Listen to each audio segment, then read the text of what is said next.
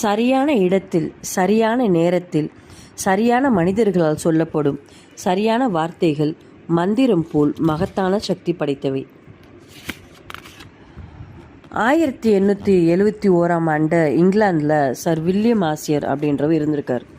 இவருடைய வாழ்க்கையிலும் சில வார்த்தைகள் மாற்றத்தை ஏற்படுத்துச்சு. அவர் தாமஸ் கார்லைல் அப்படிங்கிறவர் எழுதின புக்கை ஒரு வாட்டி படிச்சிருக்கார். அதில் சில வார்த்தைகள் தான் இவர் வாழ்க்கையில் மாற்றத்தை ஏற்படுத்துச்சு. அது என்னன்னா, வெகு தூரத்தில் மங்களாக தோன்றும் ஒன்றை பார்ப்பது நம் வேலை அல்ல, நம் கையில் தெளிவாக உள்ளதை செய்வதுதான் நம் வேலை. இன்றுதான் உங்கள் எதிர்காலம், நாளை என்று ஒன்று கிடையாது.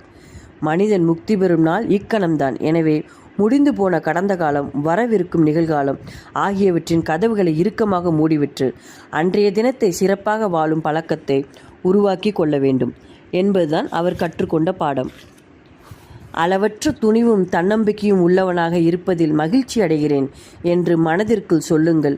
வார்த்தைகள் விதைகள், விதைப்பதுதானே முளைக்கும். விதையுங்கள், தன்னம்பிக்கையாளராய் தலை நிமிர்வீர்கள். இதோ புத்தரின் வாழ்க்கையிலிருந்து ஒரு எடுத்துக்காட்டு. புத்தரின் மரணம் நெருங்கி கொண்டிருந்த நேரம்.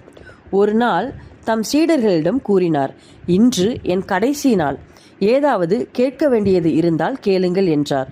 எல்லோரும் திடுக்கிட்டார்கள். புத்தரின் முதன்மை சீடர் ஆனந்தர் அவர் குழந்தையைப் போல் தேம்பி தேம்பி அழ ஆரம்பித்தார். ஆனந்தா, என்ன இது? புத்தர் கேட்டார். ஆனந்தர் புலம்பினார். இனி நான் என்ன செய்வேன்? நீங்கள் எங்களுடன் இருந்தால்தான் நாங்கள் கவலை இல்லாமல் இருந்தோம். நீங்கள் விளக்காக இருந்தீர்கள், நாங்கள் அந்த வெளிச்சத்தில் நடந்தோம். அந்த விளக்கே அணைந்து போனால் என்ன செய்வோம் என்று விம்மினார்.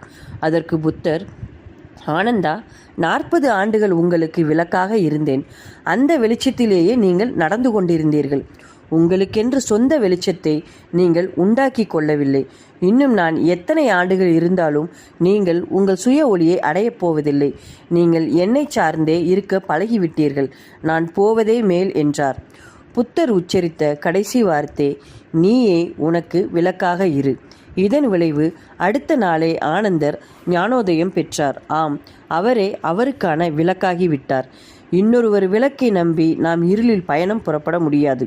அவர் போக வேண்டிய ஊர் வேறாக இருக்கலாம், நாம் போக வேண்டிய ஊர் வேறாக இருக்கலாம்.